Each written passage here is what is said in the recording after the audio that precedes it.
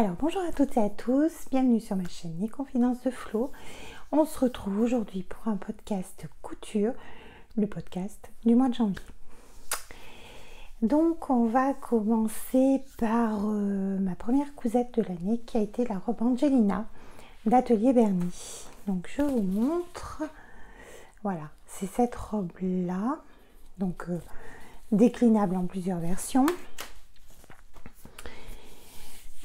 J'ai pris le patron PDF, il est sorti le 17 décembre 2023, il va de la taille 32 à 50, c'est un niveau débutant. Il y a plusieurs versions, donc on a une robe avec la fente, un haut, un crop top, on peut avoir une option col rond, col roulé, et manche droite, manche bouffante. Voilà, et Angelina, pour l'info, c'est la version maille de la robe Angela. Donc déjà la robe Angela était magnifique, mais en maille c'est encore mieux. Voilà, donc moi pour ce modèle j'ai choisi la robe avec fente, col roulé et manche droite. Donc c'est celle-ci que j'ai choisie, col roulé, manche droite, fente, et je l'ai fait en taille 46. Et je vous montre mon modèle. Bon, ça va être compliqué de vous le montrer parce que j'aurai pas assez de recul. Donc voici le haut, les manches droites, voilà, hop, le corps.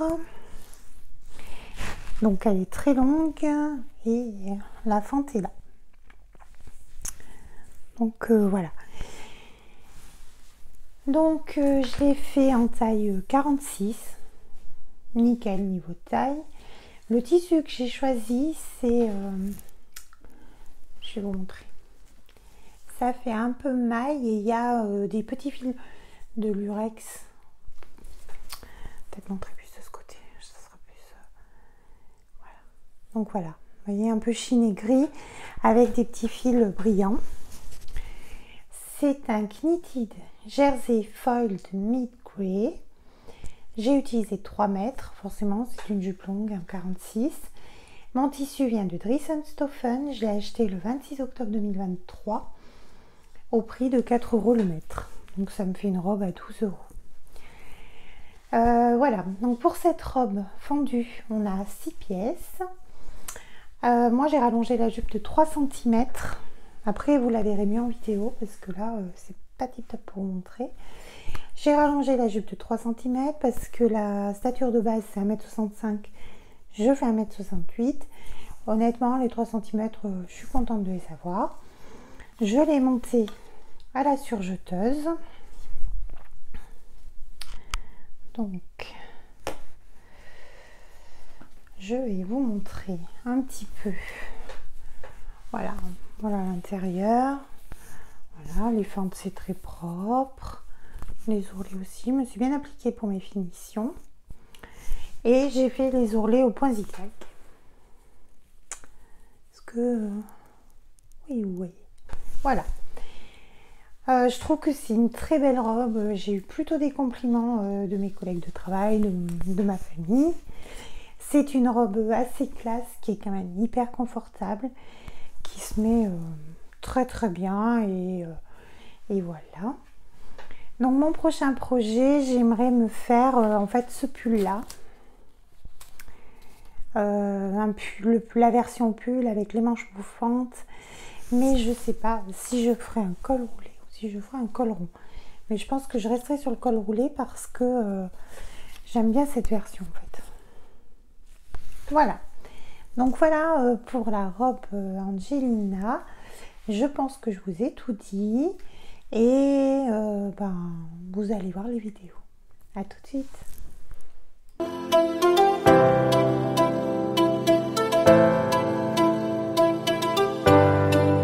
Alors, pour mon deuxième projet, j'ai fait le gilet Bertha de Tilly and the Button, donc qui est dans ce livre que j'avais découvert sur le podcast de Sarah Toudou et aussi sur la chaîne de Claire des Bobines et des Fleurs qui en avait aussi parlé. Et je crois aussi qu'elle s'était fait le même projet que moi, mais il faudrait que je revisionne, je ne me rappelle plus. Donc j'ai fait le gilet Bertha. Alors, comment vous dire? Je suis pas hyper contente de ce gilet. C'est pas quelque chose... Enfin, je sais pas. Je sais pas. Je sais pas si je m'attendais à autre chose. Je sais pas si c'est le tissu qui va pas. Je l'ai toujours pas porté en fait. J'ai même pas rentré les fils de surjeteuse, donc je vais le faire. Je vais faire la vidéo portée pour le podcast. Je verrai, peut-être que ça va me déclencher quelque chose, mais alors là, pas du tout. Pour l'instant, pas du tout. Donc, c'est ce gilet-là. Voilà, je vais vous montrer le dessin technique qui est ici. Donc, c'est un gilet assez court qui est au niveau des petites hanches, qui n'a pas de fermeture, qui a des manches très chauve-souris. Donc ça aussi, quand on a des manteaux, qu'on ne peut pas partir en veste, je trouve que c'est un peu compliqué, on est très vite engoncé. Moi j'ai une doudoune qui est assez serrée, donc du coup je vais un peu Playmobil en fait, quand j'ai des trucs un peu larges aux manches. Mais voilà, donc il y a plusieurs versions, hein. On peut faire le gilet simple, le gilet avec des poches et le gilet avec des manches mitaines. Donc c'est plutôt bien, le livre est super bien présenté. C'est très bien, ça permet de s'organiser dans sa couture. Il y a plein de très très bonnes idées. Donc je l'ai fait en taille, je n'ai pas marqué, taille 46. Alors c'est peut-être ça aussi, c'est des tailles je crois américaines parce qu'en fait c'est taille 7. Moi je l'ai fait en 46, c'est peut-être là où ça va pas en fait, c'est peut-être un petit peu juste aussi. Je sais pas. Donc j'ai utilisé 2,50 m. Je vous le montre. Alors après oui, la couleur peut surprendre. Mais en fait c'était pour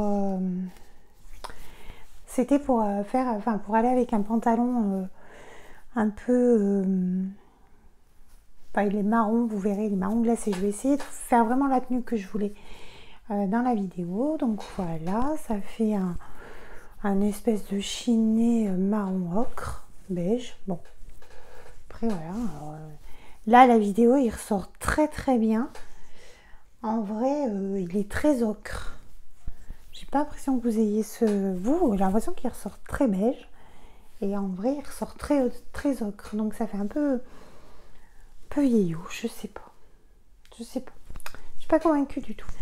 Donc c'est un Cup Ride Fleece mélange 11,04 de Dressenstoffen. Dedans c'est hyper chaud, hein, ça fait un peu polaire. Voilà. Donc vous voyez, on ne ment pas, les fils de surjeteuse ne sont pas rentrés. Voilà. Quand ça matche pas, ça matche. Oui, vous n'avez pas la bonne couleur. En plus, je sais pas ce qu'on a. On a un temps un peu ensoleillé avec des nuages. Ça finit de faire une luminosité bizarre. Bon. Donc, voilà. Donc, j'ai utilisé 2,50 m. Je vous l'ai dit. Pour ce gilet, il y a seulement 4 pièces. Donc, c'est assez intéressant. Puis, c'est vrai que c'est vite monté. C'est vraiment un projet hyper rapide et très bien. Je n'ai apporté aucune modification. Je l'ai tout monté à la surjeteuse, comme vous pouvez voir. Voilà. Voilà, le modèle me plaît pas trop, je l'ai toujours pas porté. Et en fait, pour l'instant, j'ai aucune envie de m'en refaire une autre version. Pourtant, honnêtement, il est super facile.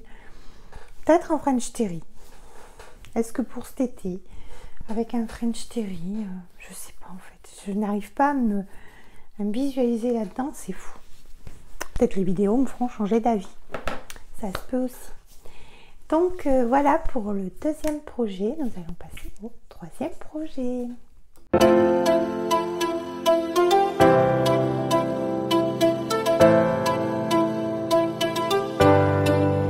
Alors, pour la suite de ce podcast, le troisième projet, c'est la blouse fonce du dressing de Cindy. J'ai pas de dessin technique là, mais je vous le mettrai là. C'est un patron qui a été offert à Noël, je crois, par Cindy. Donc c'est un patron qui est seulement en PDF. Sa taille va du 32 au 52. C'est un niveau débutant. Il y a deux versions. Elle avait offert sa première version manche 3/4. Là, je crois que début janvier, elle a sorti une version manche longue. C'est une extension qui est aussi offerte. Alors la blouse fonce, qu'est-ce qu'on peut dire? C'est une blouse en chaîne et trame avec un col V et des plis sur le haut et le bas des manches. Et c'est ce qui fait tout le caractère exceptionnel de cette blouse, puisque tout le travail se trouve sur les manches. Donc j'ai choisi la blouse aux manches 3/4, je l'ai faite en taille 48 et je ne l'ai pas finie parce que cette cousette était une toile. Je voulais voir ce que ça donnait un petit peu parce que en fait je porte pas forcément beaucoup de modèles chaîne et trame et je voulais voir un peu le rendu et je voulais surtout valider la taille.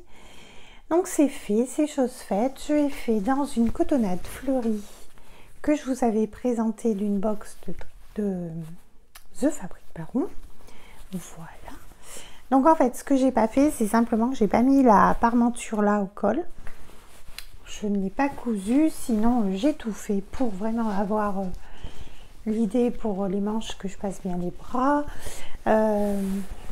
Voilà, pour voir l'ampleur de la blouse. J'ai pas fait l'ourlet, mais bon, c'est pas ce qui changera beaucoup de choses. Et voilà, j'ai pas fait de modification. Il y en a 6 pièces pour faire cette blouse. J'ai validé ma taille 48. J'ai monté le modèle à la machine à coudre. Par contre, j'ai fait une erreur. J'ai pas le cerveau pour les plis en fait. Vraiment pas. Alors moi, mon pli de dessus de manche, alors bien sûr, je sais pas si vous allez voir quelque chose. Voilà comment il est. En fait, il est comme ça me fait simplement un pli. Et il ne devrait pas être comme ça. Et en fait, c'est parce que je l'ai fait à l'envers. Et sur l'envers, mon pli est très beau. Voilà. Donc voilà, vous voyez, en fait, ça fait un pli comme ça, avec un pli dessous. Voilà. Donc là, j'ai fait une erreur parce que j'ai fait les plis sur l'envers et il faut les faire sur l'endroit. Après, il y a une vidéo explicative, mais son tissu, on ne voit pas forcément bien. L'envers de l'endroit et ouais, je vous dis, j'ai vraiment pas l'esprit moi pour faire les plis. Bon. Voilà, et enfin il y a un pli au bas des manches qui fait comme ça, là, hop, et là, hop. Voilà, donc c'est vraiment une super jolie blouse. Je trouve que c'est vrai, elle est vraiment facile. Et en fait, elle peut être faite en des tissus hyper simples, hyper unis, même unis, voilà. Et je trouve que ça apporte quelque chose de bien. Elle est manche raglan, donc elle est très facile à monter. Voilà. Et je vais faire le projet définitif, donc sans me tromper sur les manches, j'espère, dans une cotonnade que j'avais achetée chez Dress & Stephen avec des petits cœurs. Peut-être pour la Saint-Valentin, on verra. Donc voilà pour ce troisième modèle. Maintenant nous passons au dernier modèle.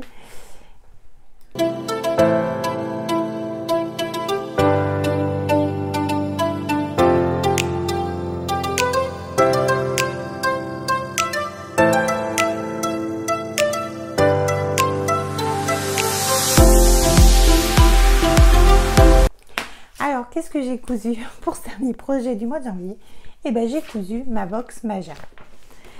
Donc la box Majam du mois de janvier était une box créative. Donc en fait c'est une box où il n'y a pas de difficulté majeure. C'est pas, en fait il y a créative et challenge. Donc la prochaine ça sera challenge. Voilà. Donc c'était ce sweat là, le sweat Happy Day. Voilà. Donc je vous le montre. Le tissu envoyé dans la box, c'était ce magnifique terracotta. Voilà. Donc, déjà, si je vous montrais l'endroit, ça serait mieux. L'endroit est un petit peu plus court que le dos. Bon, là, il est un petit peu mal mis, je pense. Parce que normalement ça fait pas une différence aussi flagrante. Il y a des fentes sur le côté et des poignées élastiquées. Donc voilà. Donc nous allons parler de ce modèle. Donc je l'ai cousu tout de suite après l'avoir reçu. J'ai lavé mon tissu. J'ai choisi la taille 48. Je savais pas trop. J'ai pris le tableau des tailles. J'ai choisi 48. Le tissu, c'est le tissu de la box. J'ai utilisé 1,80 m. Et voilà. Alors, moi, je reçois le patron dans la box. Et le patron papier va du 34 au 48.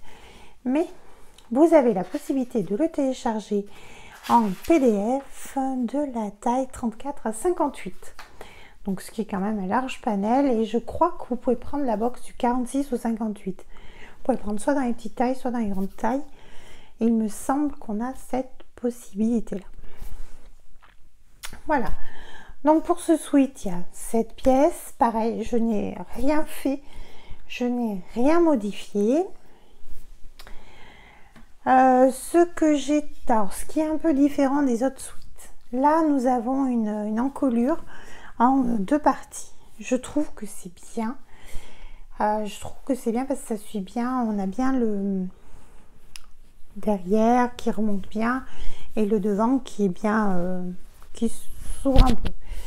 Donc déjà, c'est bien. Bon, là, vous verrez. Je ne sais pas si vous voyez, mais c'est pas terrible parce que ça ne suit pas. Mais bon, voilà. Ensuite, les coutures sont surpiquées, donc on surpique l'encolure. Là, je vais surpiquer et là, ouais, j'ai eu un petit couac en fait. Mon tissu un petit peu, j'ai dû tirer un peu et ça fait un petit pli. Bon, c'est pas très grave. Les fentes côté, c'est vraiment le côté technique du pull, mais voilà, ça se fait très bien. Hein. En fait, on coud, enfin, on surjette un petit peu avant la fente, après on coud. Et moi là j'ai fait ma tête de cochon hein, comme d'habitude. J'ai cousu dans la continuité de mon surjet. Mais du coup là j'ai plus assez de tissu pour coudre. Alors je sais pas trop comment ça va vieillir, mais bon, on verra. On verra. Voilà. Ensuite, quand on rajoute les bas de sweat, les bandes de taille, hein, on surpique aussi. Donc là, pareil, j'ai eu des petits décalages. Je sais pas si...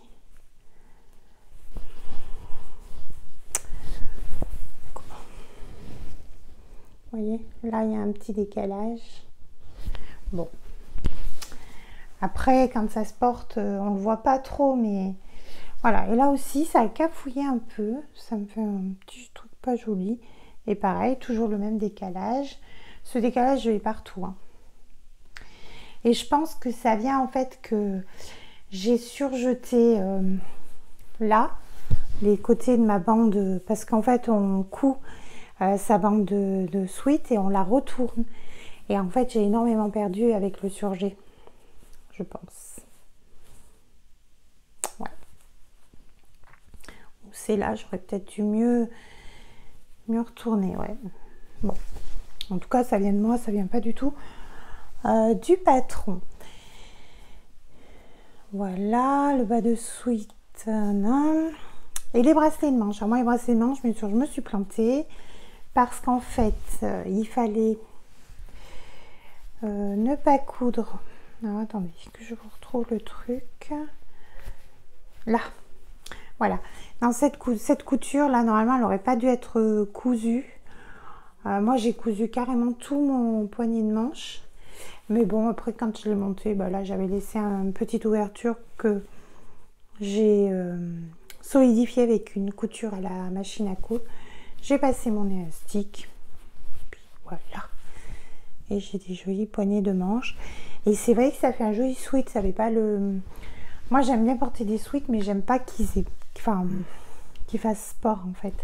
J'aime bien qu'on ait une petite petite originalité, une petite pointe de féminité. Voilà. Et ça, on l'a avec les manches un petit peu larges et le poignet élastiqué. Donc voilà, je l'ai monté principalement à la surjeteuse et la machine à coudre, c'était pour faire que les finitions. Et j'ai bien envie de me le refaire dans un autre sweat, bien sûr, mais peut-être une taille en dessous. Alors après aussi, ce que j'aime beaucoup avec ces fentes, en fait, c'est que la bande ne serre pas au niveau du ventre. Et si on a un peu de ventre, et ben en fait, le sweat a tendance à rester droit, devant. Ça moule pas le ventre et ça fait un effet un petit peu plus joli aussi, un petit peu plus saillant. Il est très saillant en fait, voilà. Donc voilà. Et donc j'ai cousu ma box du mois.